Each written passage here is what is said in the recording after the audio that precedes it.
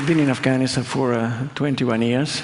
I work for the Red Cross, and I'm a physiotherapist. My job is to make arms and legs. Well, it's not completely true. We do more than that. We provide the patients, the Afghan disabled, first with the physical rehabilitation, then with the social reintegration. It's a very logical plan, but it was not always like this. For many years, we were just providing them with artificial limbs. It took quite many years for the program to become what it is now. Today, I would like to tell you a story, the story of a big change, and the story of the people who made this change possible. I arrived in Afghanistan in 1990 to work in a hospital for war victims, and then not only for war victims, but it was for any kind of patient.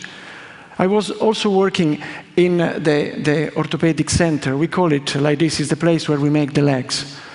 At that time, I found myself in a strange situation. I felt quite not ready for that job. There was so much to learn.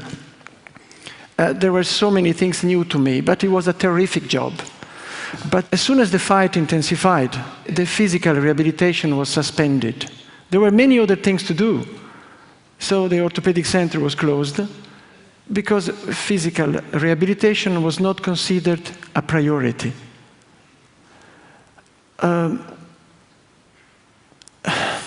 It was a strange sensation.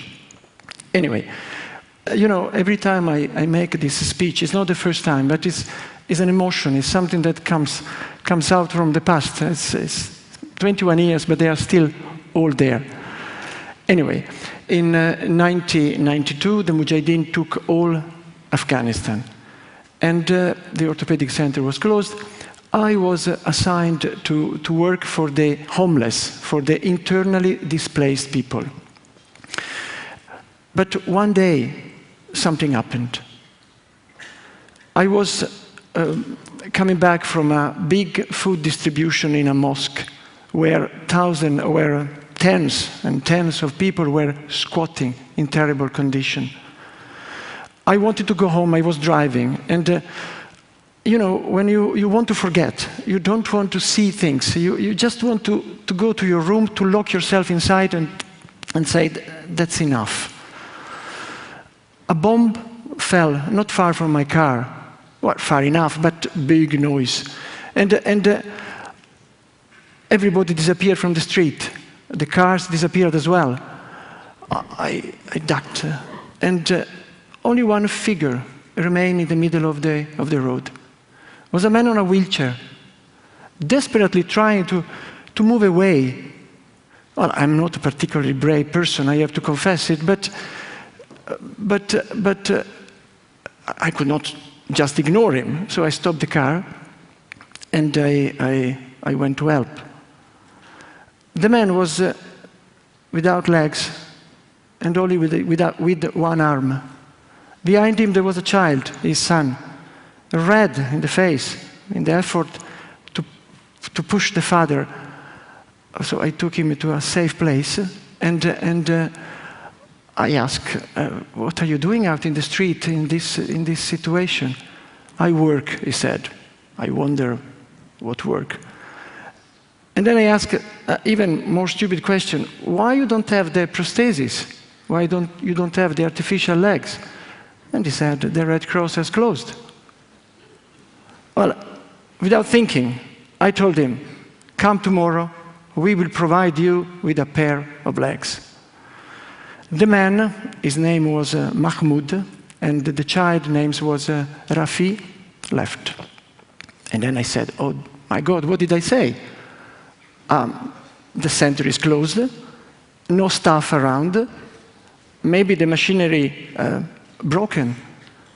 Who is going to make the legs for him? So I hoped that he would not come.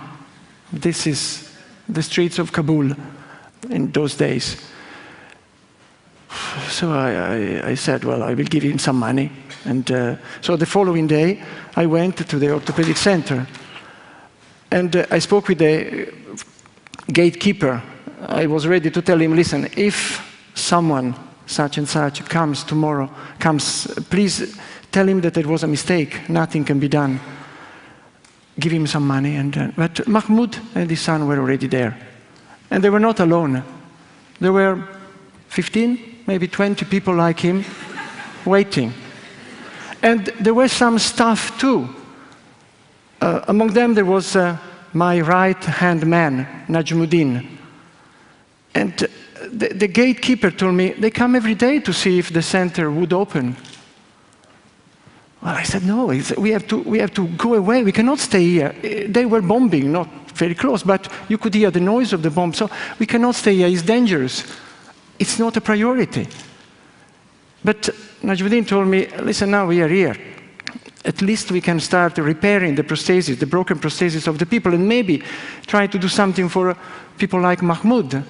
Oh, no, I said, no, please, we cannot do that. It's dangerous. We have other things to do. But they insisted. When you have 20 people in front of you looking at you, and you are the one who have to decide. So we started doing some repairs. Also, one of the physiotherapists reported that Mahmoud could be provided with leg, but not immediately. The legs were swollen and the knees were stiff, so he needed a long preparation. Believe me, I was worried because I was breaking the rules. I was doing something that I was not supposed to do.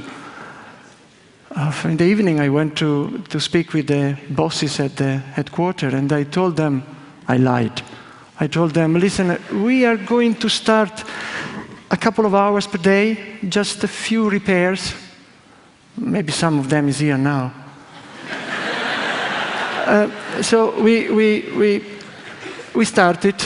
I was working. I was going every day to work for the homeless. And Najmuddin was staying there, doing everything, and reporting on the patient. He was telling me, patients are coming. Well, we knew that many more patients could not come, prevented by the fight, but people were coming.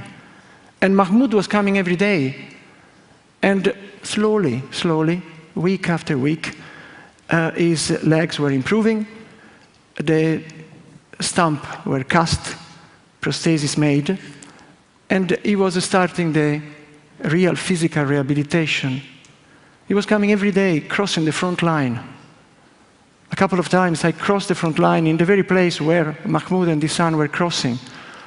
I tell you, it was something so sinister that I was astonished. He could do it every day.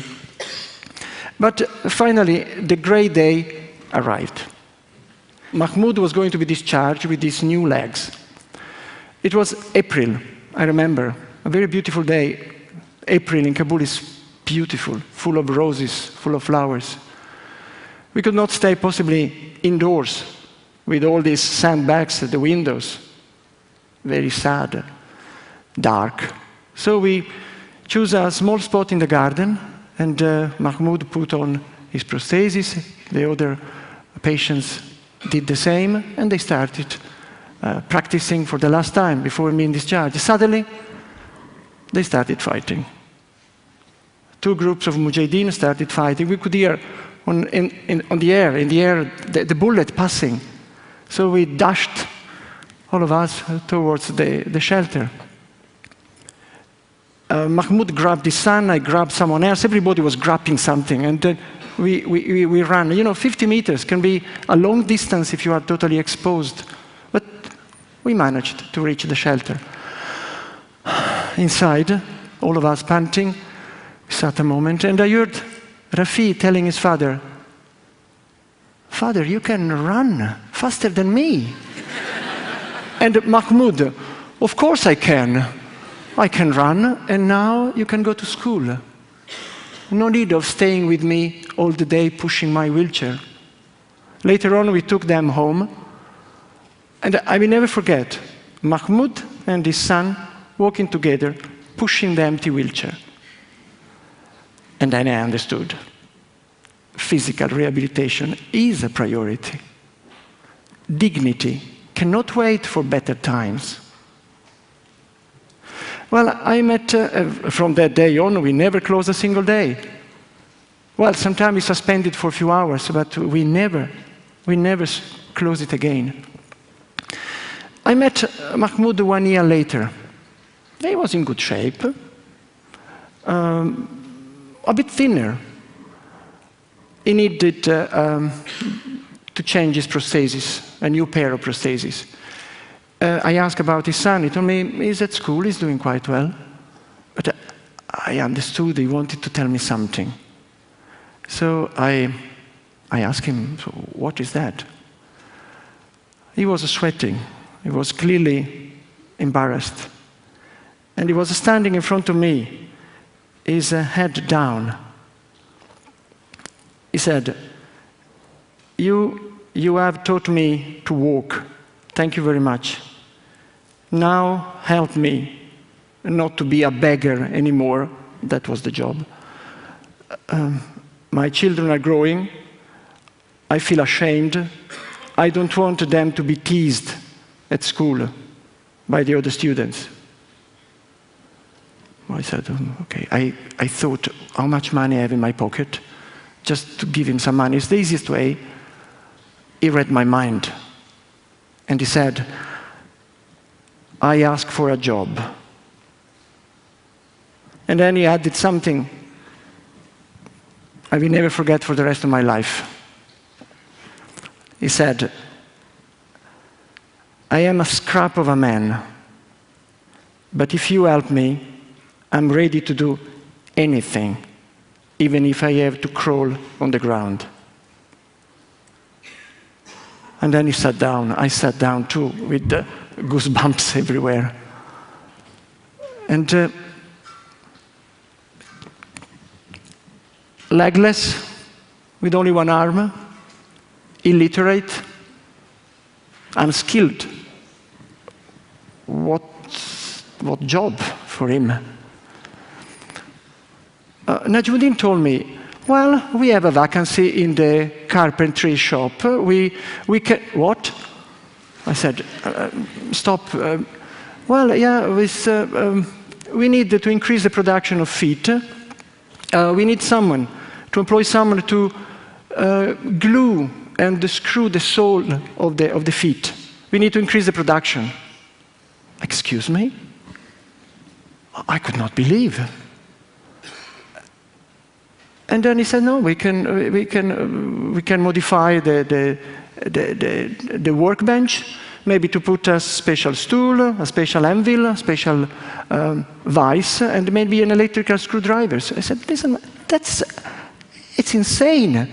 And it's even cruel to think of anything like this. That's a production line, and a very fast one. It's cruel to offer him a job knowing that it's going to fail. But with Najmuddin, we cannot discuss. So the only things I could manage to obtain was a kind of compromise. Only 1 week. 1 week try, not a single day more. 1 week later, Mahmoud was the fastest in the production line. I told Najmuddin, that's a trick. I can't believe it. The production was 20% up.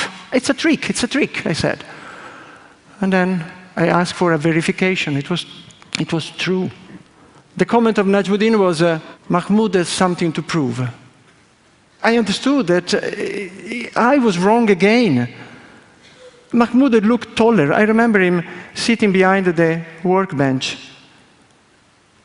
smiling. Was a new man, taller again.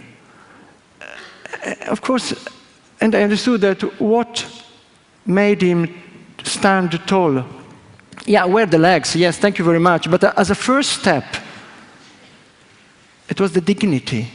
He has regained his full dignity thanks to that job.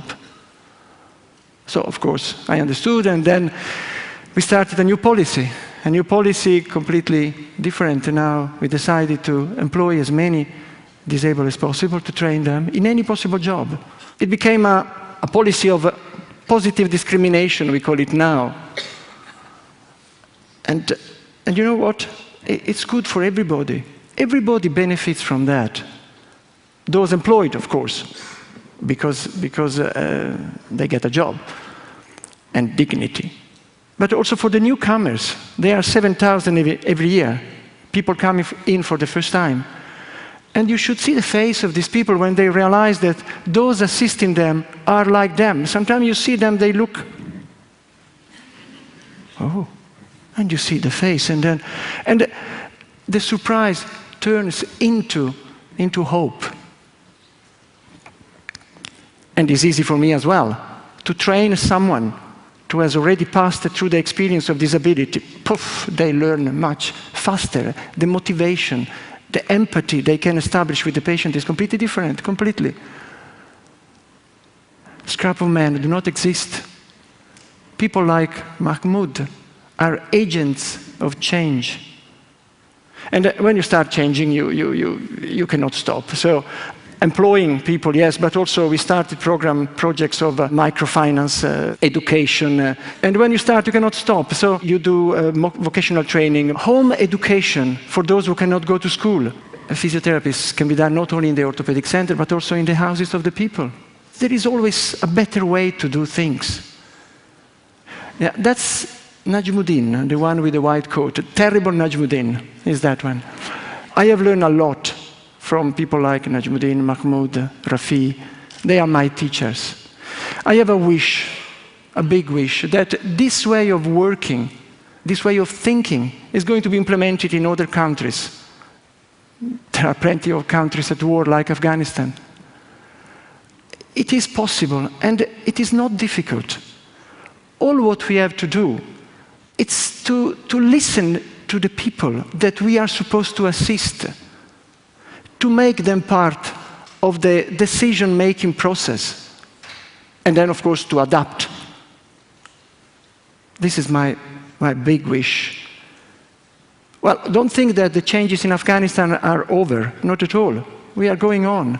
Recently, we have just started a program, a sport program, basketball for wheelchair users. We transported the wheelchairs everywhere. We have several teams in many parts of Afghanistan. At the beginning, when Najmuddin told me we would like to start it, I hesitated. I said, no, you can imagine. I said, no, we can't. And then I asked the usual question, is it a priority? Is it really necessary? Well, now you should see me. I never miss a single training session. The night before a match, I'm very nervous. And you should see me. I mean, during the match, I shout, like a true Italian. What next? What is going to be next change? Well, I don't know yet, but I'm sure that Najmuddin and his friends, they have already in mind. That was my story. Thank you very much.